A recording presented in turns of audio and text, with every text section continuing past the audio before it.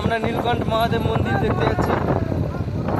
সকালবেলা বেরিয়েছি, 1 ঘন্টার উপরে হয়ে গেল। আমরা স্কুটি ভাড়া করে, দুটো স্কুটি 1000 টাকা দিয়ে ভাড়া করেছি, করে তেল ভরে নিয়েছি। জয় ভোলে, জয় ভোলে।